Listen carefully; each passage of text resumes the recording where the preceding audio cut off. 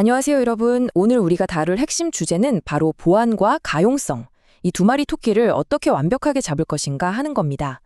현장 실무를 하다 보면 정말 자주 부딪히는 고민이죠. 선배가 팁을 하나씩 짚어주듯 핵심만 쏙쏙 뽑아서 명확하게 설명해 드리겠습니다. 오늘 우리가 파헤쳐볼 아주 중요한 표준 규격은요, 바로 ISO 2624443 4-1의 연습 3, 그중에서도 SCD-4 신뢰성 설계입니다. 보안 챙기느라 멀쩡히 돌아가던 공장 라인이 멈추는 일, 현장에서는 절대 용납 안 되잖아요. 자, 그럼 본격적으로 들어가 볼까요? 오늘 다룰 내용들입니다. 첫 번째로 SD4 신뢰성 설계가 뭔지 짚어보고 IT와 OT 환경이 어떻게 다른지, 그리고 설계할 때 꼭 지켜야 할 3대 원칙과 이걸 무시했을 때 벌어지는 아찔한 결과들을 순서대로 쭉 살펴볼 겁니다. 그리고 오늘 설명 끝부분에는 실무에서 장비 성능 저하를 방어할 때 바로 써먹을 수 있는 성능 예산표 작성 꿀팁이 기다리고 있으니까요. 끝까지 채널 고정해 주시고요. 구독과 좋아요, 알림 설정도 잊지 마세요. 오늘 살펴볼 핵심, 그 첫 번째 파트입니다. SDC, 신뢰성 설계란 과연 무엇인가?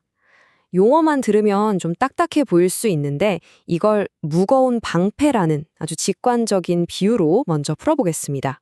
자, 전장에 나가는 용감한 전사가 한 명 있다고 상상해보죠. 적의 공격을 막으라고 아주 튼튼하고 거대한 방패를 하나 쥐어줬습니다. 그런데 문제가 생겼어요. 이 방패가 너무 무거워서 정작 적을 찔러야 할 칼을 제대로 휘두르지 못하는 겁니다.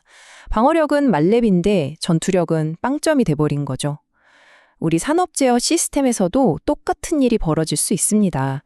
보안이라는 방패를 생각 없이 두껍게만 만들면 그 무거운 보안 검사들 때문에 장비가 버티질 못하고 뻗어버립니다. 결국 공장의 정상적인 가동이 멈춰버리는 아주 치명적인 상황이 오는 거죠. 그래서 여기서 가장 중요한 핵심은 바로 완벽한 균형입니다. SD-4는 앞서 우리가 구축한 방어 기능들이 장비의 실시간 제어를 방해하거나 시스템을 과부하로 다운시키지 않도록 싹 다 최적화하는 과정을 말합니다. 외부 해킹으로부터는 철통같이 안전하면서도 단 1초도 멈추지 않는 생산성을 보장하는 것, 이 두 가지를 엔지니어링 단계에서부터 꽉 잡아두는 거죠. 두 번째로 살펴볼 부분은 IT와 OT의 차이점입니다. 우선순위가 어떻게 이동하는지를 봐야 하는데요. 우리가 흔히 아는 사무용 IT 환경과 기계가 돌아가는 현장인 OT 환경은 애초에 설계의 목적 자체가 완전히 다릅니다. 이걸 이해하는 게 실무의 첫 단추라고 할 수 있죠. 화면을 한번 보실까요? 왼쪽을 보면 IT 보안의 최우선 순위는 기밀성입니다. 데이터가 밖으로 안 새어나가게 막는 게 제일 중요하죠.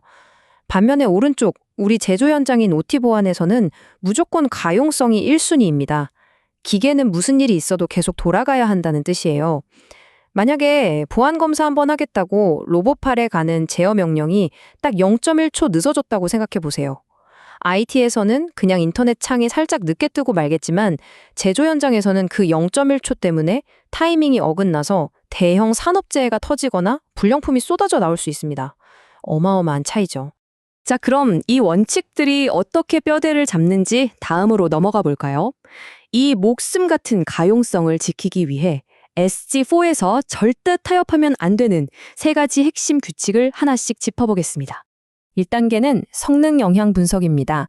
암호화나 실시간 로깅처럼 무거운 보안 프로세스를 돌렸을 때 CPU나 메모리가 얼마나 치솟을지 설계 단계에서 미리 꼼꼼하게 계산해야 합니다.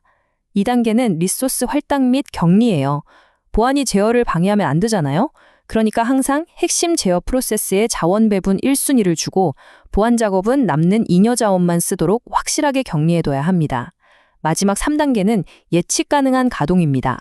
갑자기 백그라운드에서 혼자 보안 업데이트를 돌리다가 통신망을 다 잡아먹고 연결이 끊기는 돌발 상황, 이런 건 절대 있어서는 안 됩니다.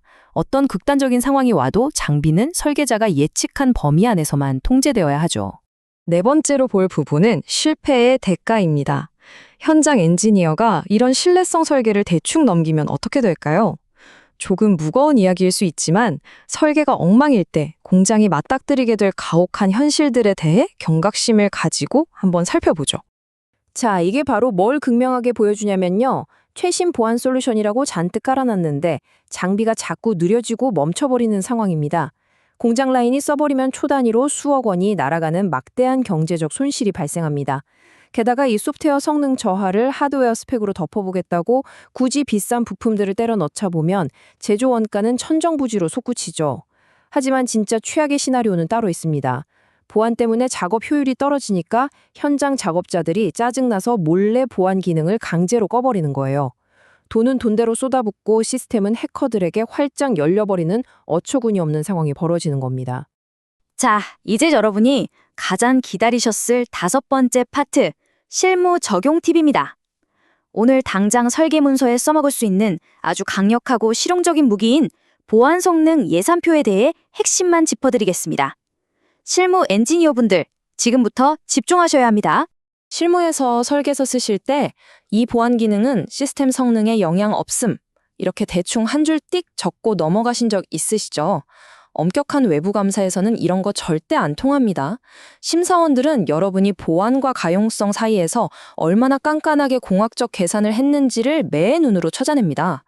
그래서 우리는 반드시 성능 예산표라는 걸 만들어야 해요. 두루뭉술하게 넘어가는 게 아니라 딱 떨어지는 수치화된 한계치를 문서에 박아둬서 우리 제품은 이렇게 꼼꼼하게 통제되니까 신뢰해도 좋다라는 걸 객관적으로 증명해야 하는 겁니다. 자, 이 장표에서 정말 흥미로운 부분은요, 바로 구체적인 숫자가 등장한다는 겁니다. 만약 데이터 보호를 위해 강력한 암호화를 적용한다고 쳐보죠.